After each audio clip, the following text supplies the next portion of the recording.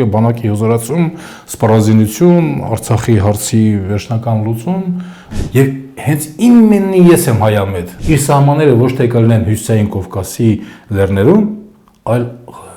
Դոնի Ռոստովից վերև, պաշտպանության բնագավառից, պատերազմներից եւ մարտական գործողություններից, մարտարվեստից ընդհանրապես շատ հեռու են եւ ոչինչ չեն հասկանում։ Ոսի օրը էս ինչ մոր կաթա ծծել։ Եվ ինքը մի քանի հայրենասեր մարդկանց էլ ներեքաշել եւ կեղտոտել այդ թավանի մեջ։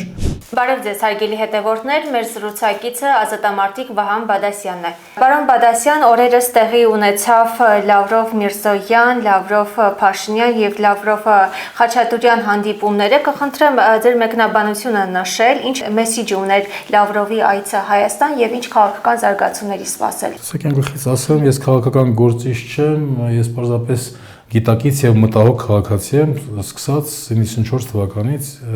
միշտ իմ ակտիվությունը հասարակական կյանքում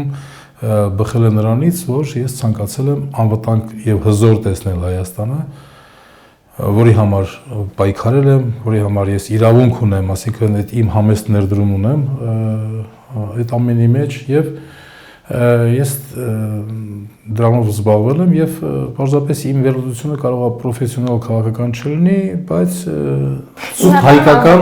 հայկական ազգային մեր խնդիրներից ելնելով եւ տրամաբանական։ Հիմա սկսենք նրանից, որ տարածաշրջանում երբ արևմուտքը կազմակերպեց եւ հաջողվեց նրան հեղափոխություն անել 18 թվականից սկսած նրանց բերեց իշխանության արևմուտքը, պարզ է, որ հակառուսական հիստերիայով բարփակված, ամբողջովին այսպես ռուսական դրոշները վառած, հիշում եք էլի, դա Արմեն Գրիգորյանը դե նման բաները, որ ռուսական դրոշ է վառում եւ նրանք այստեղ արևմուտքը կազմակերպել մի քանի պրոյեկտ։ Պարզապես այդ խմբին հաջողվեց, որ նրանք այդ խմբով, նրանց համար տարբերություն չկա, որ մի խումբն է եւ որ մեկն է գալիս իշխանության, միայն թե Հայաստանը որպես սուբյեկտ միջազգային, Ռուսաստանը եւ Հարավային Կովկասին Ռուսաստանին դուրս մեղան այստեղից, որովհետեւ իրենց թշնամին է Ռուսաստանը։ Հիմա սկսվեց այդ գործընթացը Թավշյա հեղափոխության անվան տակ կարողացավ այս խումբը, այս խմբիշխանությունը հավաքագրի մարդկանց եւ դուրս հանի փողոց։ Ինչով, օրինակ ինձ նման մարդկանց ինքը տվեց այն հոգեվորը, որ ես ուզում էի, այսինքն բանակի հզորացում, սպառազինություն, Արցախի հարցի վերջնական լուծում, մյուսներին տվեց ում որ պետք է տնտեսական հարցերը, որտեղ անարդարությունները, տնտեսական մենաշնորհները, քաղաքական իրավունքի ոչ ճշմարիտ իրացումը, որում էր նախկին իշխանությունը, որին ես հիմնավորված դեմ էի։ Եվ այս ամենը Նիկոլ Փաշինյանը դարձավ հայ ազգի, ոչ թե հայկական հանրապետության քաղաքացիների, այլ հայ ազգի, ամբողջ աշխարհի հայ ազգի լիդերը դարձավ կարճ ընթացքում եւ նա կարող էր դա անել եւ քանի որ հեղափոխություն էր, բայց հեղափոխության անվտանգ փաստորեն ինքը զավթեց իշխանությունը հակասահմանադրական ճանապարհով եւ հետագա ավերումները եղավ ունենք այն ինչ ունենք այսօրվա դրությամբ։ Հիմա դեռևս շարունակում են մարդկանց այդ արևմտամետները բոլորը, ասիկն ես նրանց անվանում եմ արևմտամերներ։ Ինչու՞, որովհետև ազգային աղետ է դա բերում մեզ, որ Ամերիկա կգա, Եվրոպա կգա, կփրկի մեզ, ոչ, նրանք չեն կա փրկեն, ասիկն նրանք Ամերիկան, Եվրոպան այնտեղ իրենց ներկայությունը այստեղ իրենք Ռուսաստանին եթե դուրս մղեն, իրենց հավատարիմ գործընկերը կբերեն այստեղ, Թուրքիային,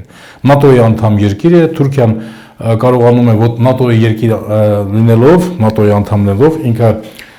թիվ մեկերից է, որովհետև ինչու եմ ասում թիվ մեկերից, որովհետև մյուս ՆԱՏՕ-ի անդամ պետության Հունաստանի տարածքային ամբողջականության, որը իր ազգային նկրտումներից ելնելով ոտնձգություն է կատարել եւ հաջողվել է Կիպրոսը վերցնել եւ մնացել անպատիժ նույն ՆԱՏՕ-ի մեջ։ Այսինքն Թուրքիան նման արտոնություններ ունի։ Այսօր էլ Թուրքիան շատ հիանալի խաղում է եւ թեկուզ մեր թշնամիներն են, բայց հարգել է պետք նման քաղաքականություն, նման տրամաբանված ազգային եւ իրար հաջորդող եւ իրենց ազգային հարցով պայմանավորված քաղաքականություն են վարում։ Ու մենք հիմա ինչ պիտի անենք։ Մենք Ոչ թե հիմա ինձ լսողները կասեն ռուսամեր չէ, ես ռուսամեր չեմ, ես հայամետ եմ։ Եվ հենց իմенно ես եմ հայամետ, ոչ թե նրանք, ովքեր որ ռուսաֆոբություն են տարածում, հատկապես անգրագետ եւ մարդկանց մոտ, նրանք տարածում են, որ ռուսներից մենք վախենք, որ մենք թիվ մեր թշնամին է, եւ ես որպես արցախցի աչքովս տեսել եմ, որ ինչպես էին ռուսները այնտեղ պաշտպանում արցախցիների անվտանգությունը եւ ինչ եղավ, երբ որ Նիկոլ Փաշինյանը Պրագայում ոչ մեկ չի ասում դա, որ կարևոր թեզը եղել է Նիկոլ Փաշինյանի Պրագայում հայտարարությունը, որ Արցախը Ադրբեջանի մեջ կազմում է։ Էլ արդեն մնացածը այն բացատրությունները մեկ-մեկ ասում են, Լավրովն ասեց, Պուտինն ասեց, այսինքն նրանք եթե նույնիսկ ցանկանում էին Ադրբեջանի ուզած անել, ապա դա բռնեցին։ Այդ թեզը բռնեցին, որ Նիկոլը հայտարարել է, բայց դու հայտարարել ես։ Եթե դու հայտարարել ես, էլ ինչու ես մեր ճուզողին բռնում մեղավոր։ Ռուսները մեզ ճուզողներն են։ Ինչու ես նրան բռնում մեղավոր։ Հենց քեզ մեղավոր ճանաչիր։ Եվ այսպես ես ուզում եմ միտքը շարունակեմ Լավրովի այցը Հայաստան, ես օրինակ ընդունել եմ դա նորմալ եւ որպես Ռուսաստանը մեր վաղեմի դաշնակցի։ Այո, շատ վատ դաշնակից է, բայց հələ մի հատ տեսնենք մենք ով ենք, մեզնից ինչ ենք ներկայացնում։ Երբ 90-ականներին ամբողջ աշխարհը դեմ էր մեզ, բայց երբ 90-ականներին մենք կարողացանք մեր միասնականության էներգետիկայով ոչ միայն դիմագրենք մեզնից 100 անգամ ուժեղ, 10, 20, 100, 1000 անգամ ուժեղ թշնամուն, այլ նաև նրա գլուխը ջախջախել, մեզ բոլորը սկսեցին հարգել։ Իսկ երբ հարգում են, հաշվի են նստում, չէ՞։ Եվ Ռուսաստանը սկսեց հաշվի նստել, որովհետև ժամանակակիցները կհիշեն, որ այն ժամանակ Կալցո օպերացիան սովետական միության ժամանակ արեցին ռուսները իրականացրեցին, ասիկա թուրքամետ քաղաքականություն իրականացրեցին իրենք, բայց երբ որ տեսան, որ մեր հաջողություններ են գրանցում, արդեն անցան մեր կողմը։ Եվ ամբողջ աշխարհը անցավ մեր կողմը։ Եվ եղավ այն, որ նրանք մեզ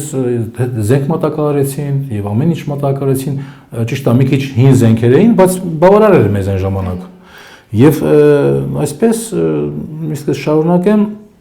սկսեցին արդեն Հայաստանի առաջին,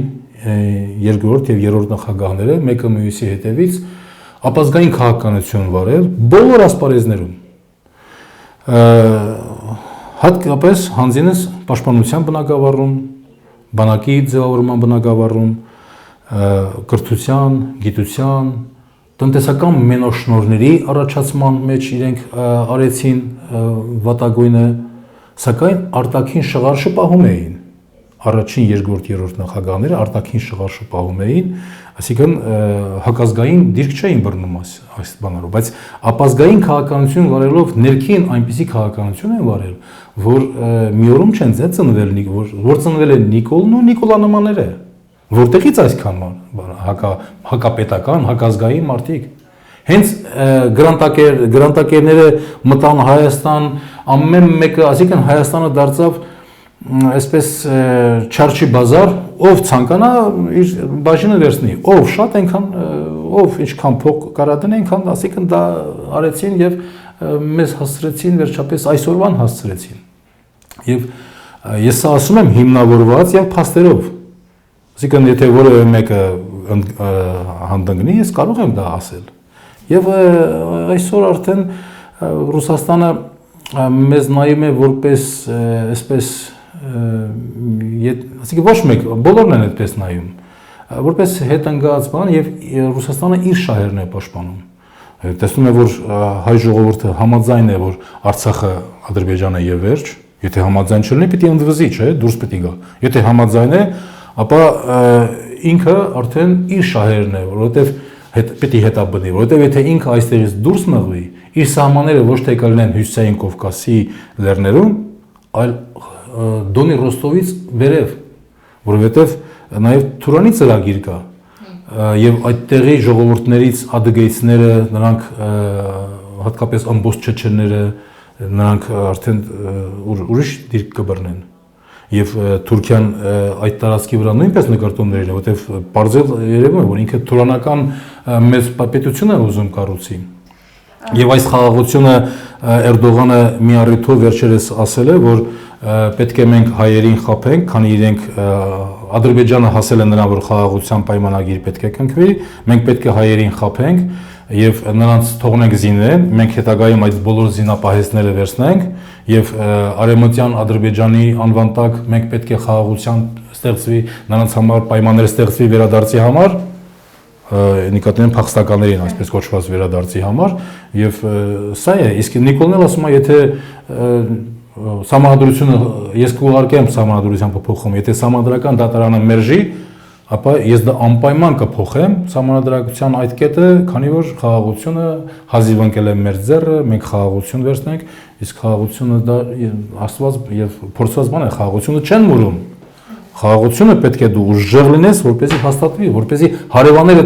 վախենան հարձակեն քո վրա եւ ստիպված լինեն կնքել հաշտության պայմանագիր։ Եվ Լավրովի այցը ես ընդունում եմ, որ ռուսական ժեստ է մեկ անգամ եւս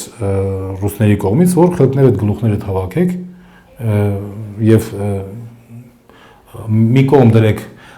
արևմտամետների այդ բարբաջանքները, որ դուք այստեղից ուզում եք, ես այսպես եմ հասկացել, ռուսներին դուրս մղեք եւ պետք չէ ռուսները այստեղից դուրս մղեք եւ Լավրով Միրզոյան հանդիպման ժամանակ Լավրովը նշեց, որ Հայաստանի Ուկրաինացում չի սպասվում եւ Հայաստանը մշտապես եղել է Ռուսաստանի բարեկամը։ Իր հերթին էլ Միրզոյանը նշել է, որ Հայաստան-Ռուսաստան հարաբերությունների մեջ վերաֆորմատավորում չի սպասվում։ Հիմա կա կարծիք, որ արևմուտքից Հայաստանի իշխանությունը չստացավ այն, ինչ ուզում էր, փոխվել է քաղաքականությունը եւ հիմա էլ ռուսամետ քաղաքականություն է վարում։ Դուք այսօր ինչպես եք գնահատում, արդյոք նույն կարծիքին եք եւ ինչպես եք գնահատում Հայաստան-Ռուսաստան հարաբերությունները։ Նայեք, ես այդ քաղաքականությունը պիտի մեր իշխանությունները վարեն, չէ՞։ Ես գտնում եմ, որ մեր իշխանությունները ոչ մի բանից չեն հասկանում։ Կառավարման մեխանիզմներից չեն հասկանում, արտաքին քաղաքականությունից չեն հասկանում, դե բոլորդ համոզվել եք, որ պաշտպանության բնագավառից, պատերազմներից եւ մարտական գործողություններից, մարտարվեստից ընդհանրապես շատ հեռու են եւ ոչ մի բան չեն հասկանում, բանակը դեգրադացնում են, փաստը դա է, որ այսօր ինչքան են ասեն, որ բանակը հզորացնում են, զոմբիներն ասում են Նիկոլը զենք է գնում, ոչ մի զենք էլ չի, եթե նույնիսկ զենքը գնում են, ապա բանակը դեգրադացվում է, որովհետեւ տեսնում եք ինչ փոփոխություններ են մտցնում, նույնիսկ հակասահմանադրական օրենքներ են մտցնում բանակը դեգրադացնելու համար եւ իրենք հասկանում են, բայց չեն հասկանում, ասեք ինչի՞ց են հասկանում, հասկանում են Հայաստանը քանդելուց, իրենք հասկանում են, իրենք որ գրամոլ են, շատակեր են, ամեն մեկ առանձին, փաստերով տեսնում եք, որովհետև երբեմն նաև, ոչ թե երբեմն, այլ հաճախակի նաև դա են քարոզում, ուտելը, ուտելիքը, սնվելը եւ այսպես կամերաների դեմը, երբ որ Նիկոլ Փաշինյանը ուտելիք է պատրաստում, փոսկադենանում ընտանիքով եւ սենց ապարծփեր ուտում խժռում են, այդ ինքը գիտեք դա անում է դիտավորյալ, պատահական չի անում, ասիկա որպեսզի այդ իր հույսը արդեն մնացել է անգետ մասսան, որպեսզի անգետ մասսան նայի եւ Նիկոլ Փաշինյանի մեջ իրեն տեսնի։ Ոսի օրա էս ինչ մոր կաթածծել։ Ասիկա ինքը իրեն տեսնում է վարչապետ։ Ինքը իրեն տեսնի որպեսզի վարչապետ, մի օր էլ ինքը կլինի, էլի, իր նմանն է վարչապետը։ Սրանք ոչ մի բանից չեն հասկանում եւ ուստի եւ ձեր նշած կառավարման մեթոդներից, ասենք նրանց ինչ մի խելքի բանն է, հիմա էլ ուզում են ռուսական։ Չէ, նրանք ամեն ինչ անում են, որպեսզի Հայաստանը կազմակերպեն։ Ամեն բնակավարում Հայաստանը կազմակերպեն։ Բոլոր բնակավարներում։ Նայեք, տեսեք, որ ինչպես է, ինչ են անում նրանք։ Եվ հետաքրքիրն այն է, որ մեր ժողովուրդը որպես երբեմնի խելացի եւ ուղեղով առաջինը դա սովետական միության ժամանակ էր, որ ուղեղով առաջի տեղն էր գրավում Հիմա ուղեղով, չգիտեմ, ես հիմա շատ տեղեր ասում եմ, որ մենք այն ժամանակ ուղեղով այնքան հզոր էինք, հիմա մենք դարել ենք թուրքերը, թուրքերները դարել են մենք։ Սա աքսիոմա է դարել արդեն։ Ու մենք պետք է ինչ անենք, մենք պետք է գիտակից մասը հավաքվենք, դա ասեմ, որ սա հայտնագործություն չէ, այլ հետևություն է, որ այսօր Հայաստանի ժողովրդի 90% եւ ավելին դեմ են Նիկոլին։ Եվ արիուտես ինքը այս 90%-ի վրա էլ չի աշխատում, 10%-ի վրա է աշխատում ինքը։ Այսինքն 10%-ն է Նիկոլ Փաշինյանին պահում որպես Ես պայմանական եմ ասում, այո, ասիկ ամենևս առաջվա նման 80% չի։ 70% չի։ Եվ բայց արիուտես որն է իր հաջողության դիլեման, որ այս 90%-ի մեջ չկա 2 հատ 3%, որ իրար կողք կլինեն։ Այս 90%-ը իրար բզկտում են։ Քաղաքական նկարտումներով, ավելորդ հավակնություններով, ամեն մեկը իր թերությունը չտեսնելով եւ իրենը առաջ տալով ու Նիկոլի հաջողության դիլեման է, որ ինքը այդ 10%-ը հաստատապես պահում է։ Եվ եթե որևէ սատանություն ինքը սпасելի է իրենից, եթե չանի, ես չգիտեմ ինչ սատանայություն կարող է անել, ապա եկող տարի ես մի անգամ մի առիթով ասել եմ արդեն, մի ամիս առաջ եղել, որ ասել եմ Նիկոլ Փաշինյանին մնացել է 1 տարի 2 ամիս կյանք։ Ես համոզված եմ, որ 21 թվականից հետո շատ բան է փոխվել եւ եկող տարի հաստատապես հասարակությունը մերժելու է նրան, բայց ինքը այնտեղ պահեստային զապաս խոդեր ունի, նախորոք ապահոված է, որ օրենքով ապահովել է, որ երբ ընտրությունների օրը անգամ օրենքա չէ, որ եթե իրավունք ունի, եթե հարձակում լինի Հայաստանի ինքնիշխան տարածքի վրա, ապա օրվա իշխանությունները իրավունք ունեն չեղարկել ընտրությունները, հետաձգել ընտրությունները։ Հիմա լավ է, դրանք հետաձգեց մի տարի, մի ամիս։ Այսինքն նման իրավիճակի կանխատեսում եւս ունեք։ Այո, ես ունեմ, դա իմ անձնական կարծիքն է, դա կարող է նաև չլինի ճշմարտություն, կարող է նույնիսկ չձգի այդքան, որովհետև ինքը փողոցով եկել է, փողոցով էլ պիտի գնա, բայց փողոցի պայքարը ասիկա դա իր հնարքն է, իսկ իր հնարքով իրեն չես կարող հաղթես։ Ինքը գիտի այդ բոլոր ձևերը, ինչու համար, որովհետև փողոց դուրս գալը հիմա մի քիչ ավելի դժվարացել է, քանի որ ինքը այդ մենք իրեն հետևում ենք անդադել, իր հետևից են գնում։ Հիմա պարզում է, որ ինքը աչքը, միտքը կամաց կաթացնելով, սովորեցնելով, արդեն մարդկանց դարձել է անտարբեր։ Բոլոր շրջապատում բոլոր անտարբեր են։ Մի ժամանակ ինչ, եթե դու ասեի, որևէ մի քաղաքական այր ասեր Արցախը Ադրբեջան է, կբզգտեին նրան, բայց ինքը ասաց Արցախը Ադրբեջան է, ոչ մեկ ձեն չանեց, ինչու որովհետև միտքն ու աչքը արդեն սովորած է, եւ հիմա այդ իր ճիվաղներն էլ ասում են, քանի անգամ ասենք, այո, Արցախ չեն ասում, Ղարաբաղը Ադրբեջան է, մեռանք ասելով, քանի անգամ ասենք։ Եվ լրագրողին հարցին ի պատասխան ռուսական դիվանագիտության ղեկավարը նշեց, անդրադարձավ Արցախյան հիմնախնդրին եւ նշեց, որ ռուսական կողմը առաջարկել է 7 շրջանի փոխարեն զիջել 5 շրջանը եւ հարցը թողնել սերունդներին։ Սա արդյոք հարցի լուծում կարող ենք ընդունել։ Կարող էր հարցը վերջնականապես լուծել։ Նա այնտեղ գիտեք, դա Մինսկի խմբի համանախագահների առաջարկն էր, բանի Կազանյան հռչակագիրներ դա, որ այդպես չէր, ասիկը ոչ թե ասում էր սերունդներին թողնենք, այնտեղ կոնկրետ ժամկետներ կար նշած, ասիկը 15 տարի հետո պետք է այդ 5 շրջանները հանձնեին, դա առաջարկն էր Մինսկի խմբի, եւ 2 շրջան պահեին, Լաչինն ու Քելբաջարը պահեին որպես գարանտիա էլի, որտեվ թուրքերը գարանտիա չունեն, նրանք ասինքն նրանք այն մարդիկ չեն, որ նրանց հետ այսպես խոսվի։ Այո, վստահ են, հնարավոր է, եթե որպեսզի չկարողանան շրջափակեն Արցախը։ Ասիկա այդ 5 շրջանները երկու շրջանը հետագայում, երբ որ արդեն տարիներ թվեր էր նշված եւ 15 տարի հետո հանրաքվե անեին։ Այսինքն եթե հանրաքվեով,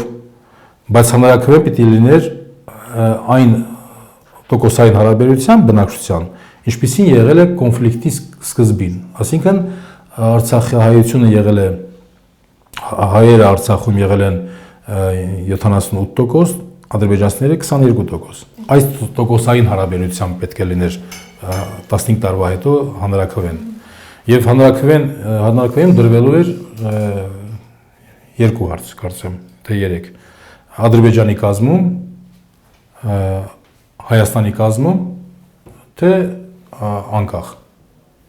Դե պարզ է, որ Ադրբեջանի կազմում հաստատ չէր բանան եւ անկախ էլ չէր լինի։ Իմիջիայլոց անկախության մասին ուզում եմ ասեմ, որ այդ արևմտամետները հայկական շրջանում հայ բնակչության վրա փորձում են ազդել, որ արցախցիները 88 թվականին ասել են միացում, բայց հետո տեսել են այնուհետև, տեսել են, որ արդեն անկախությունը լավ է, դե մենք Հայաստանից ուղարկում էինք, իրենք այնտեղ ուտում էին, իրենց համար նախագահ, վարչապետ, նախարարներ, այսպես, բայց դա այդպես չէր, դա ասում են կամ անտեղյակները, բայց հաստատ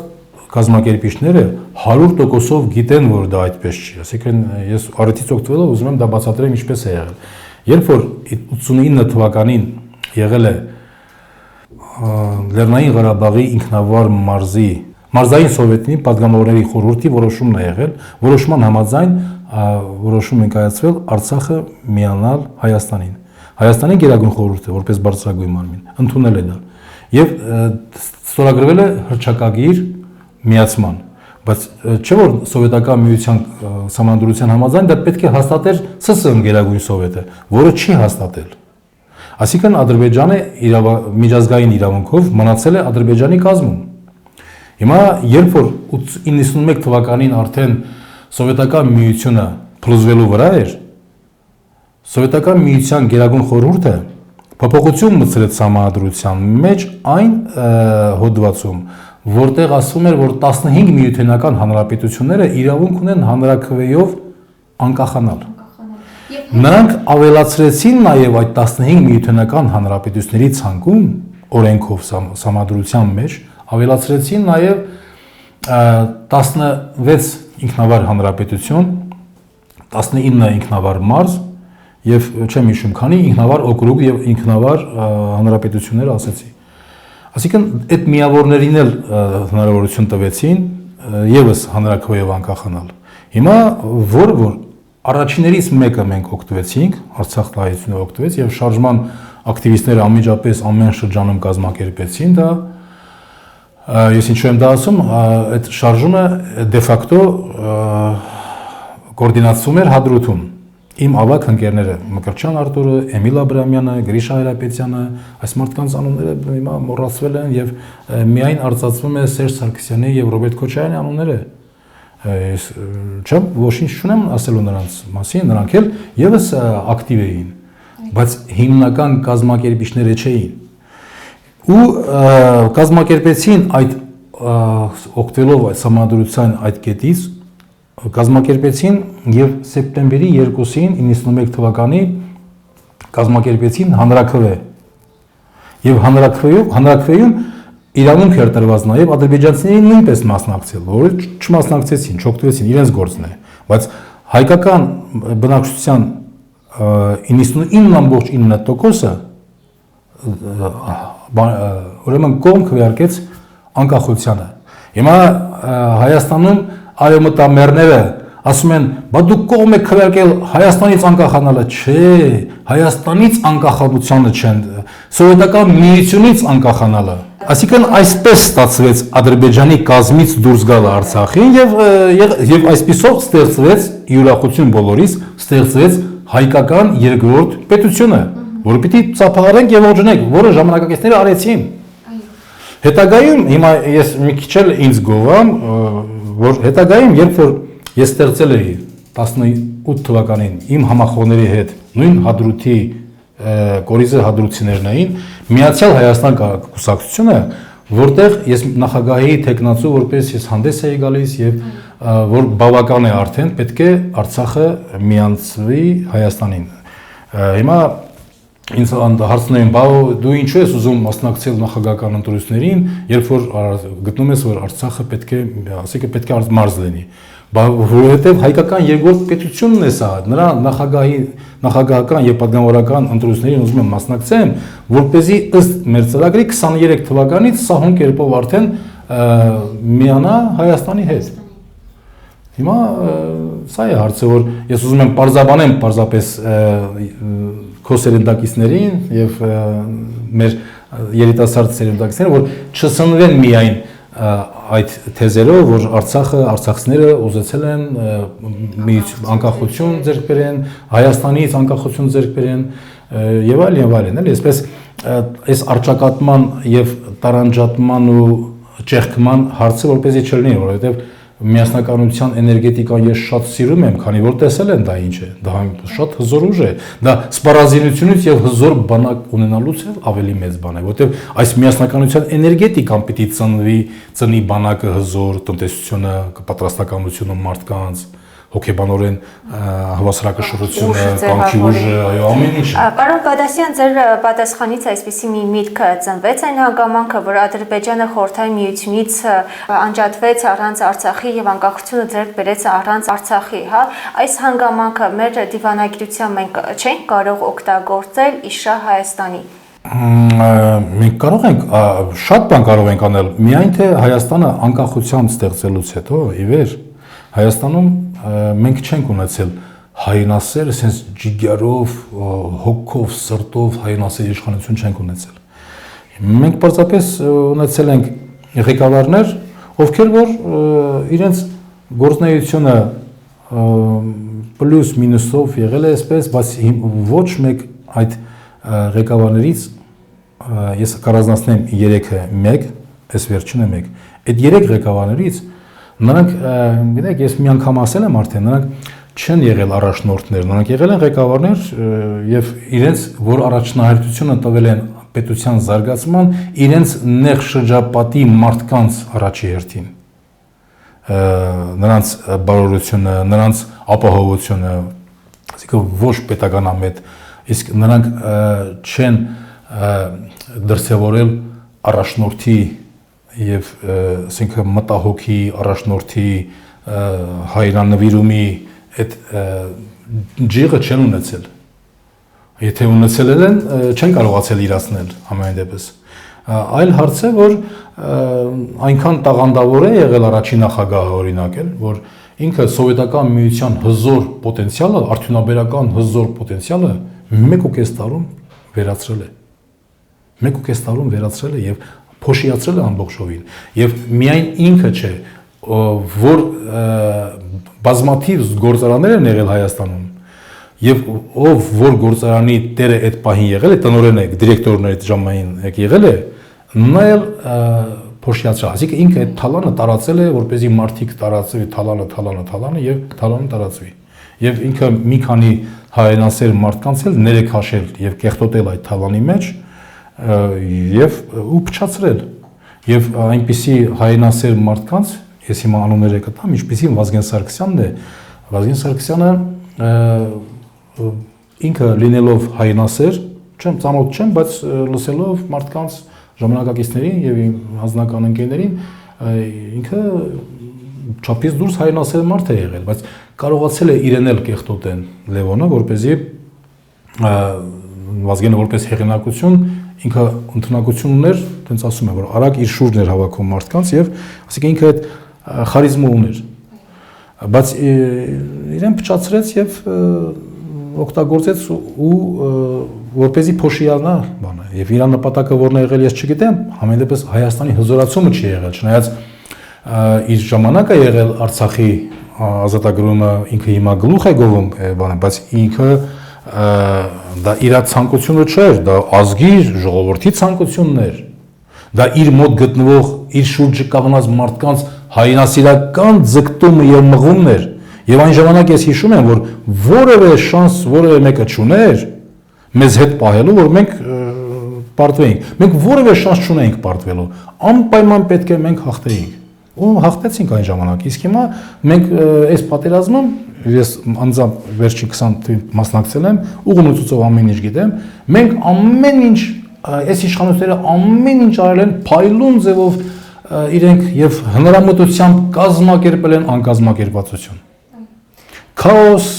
անկազմակերպվածություն, քաոս, իսկ եթե քաոսը կա, արդեն դրան հաջորդում են անխուսափելի են եւ անասանելի կորուստները։ Հարգելի հետևորդներ, հիշեցնենք, որ մեր զրուցակիցը ազատամարտիկ Վահան Բադասյանն էր։